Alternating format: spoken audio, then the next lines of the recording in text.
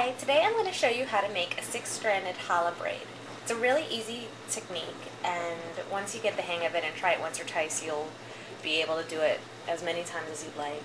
And it always comes out really beautiful and really impressive and much prettier than the kind of average 3-strand that you would do with your hair.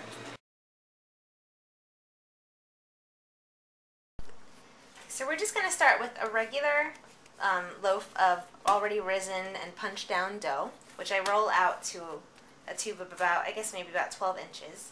And then we're going to cut it into about 6 even pieces. So just cut in half, and then in half, or in a third, and in a third. So we get 3 pieces here, and then we'll do it again here.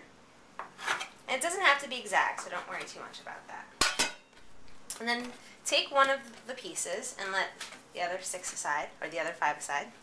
And then you just want to roll it out. So use your hands, pushing out with your palms, and roll it out until you get about a 12-inch long kind of coil, or dough snake. I like to call them dough snakes. So then you just set this aside and repeat with every single one of the dough balls.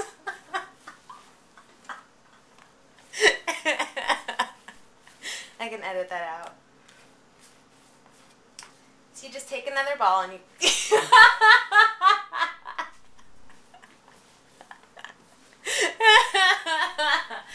and you just keep rolling it out.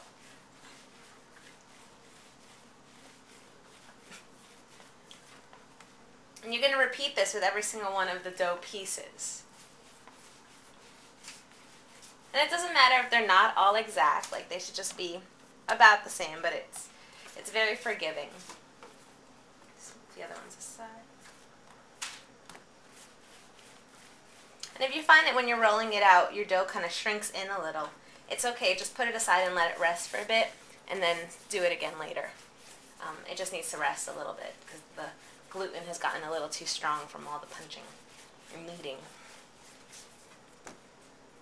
So you can tell this one's a little bit smaller than the others, but that's okay.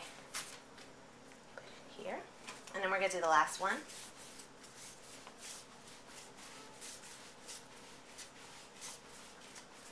I like to use my fingers just open like this to pull it out. You're just pulling with it while you're rolling.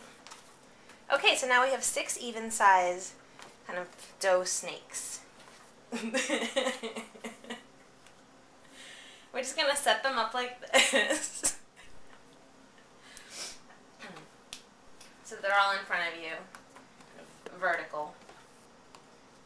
And then take the biggest one, this one looks to be about the biggest one, and you start with that one. And pinch the other ones underneath it. So you just kind of pinch. And I like to kind of curve them under a little bit to give my end a smooth, kind of a smooth heel. And just keep pinching and pinching until they're all sort of tight in there. Now what we're going to do is we're going to set them all out like this. So you get a sort of strange squid-like object. And pull it out in front of you. Just going to stretch the dough out a little bit. And now what we're going to do is going to be very simple. We're going to start with the one all the way on the right, and we're going to go over 2, under 1, and then over 2. And it actually helps if you kind of say it while you're doing it. So that's what I'm going to do. So we go over 2, under 1, and over 2. And then just set it aside and repeat.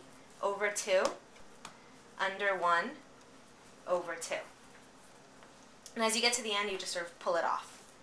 Over 2, under 1, over 2. Over 2, under 1, over 2. It gets a little bit trickier once you get to the end. I like to pull them out like that.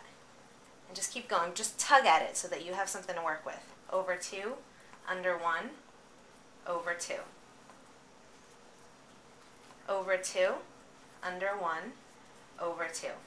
At the end, you kind of just do what you can. If you can't go all the way over every single one, just do what you can do. So I'm just kind of tucking under like that. And then this is probably going to be the last one. Over 2. And then just take your ends and pinch them with your fingertips and push them underneath. So you're just going to want to roll it underneath there. And then do the same with the top part. underneath so you get a nice smooth top. It should be bigger on the top part than on the bottom. And there you go. Now you have your little challah braid. This will obviously, you're going to coat this with egg and then it'll rise, and it'll probably be about double this size once it's baked. Thank you so much for watching my tutorial.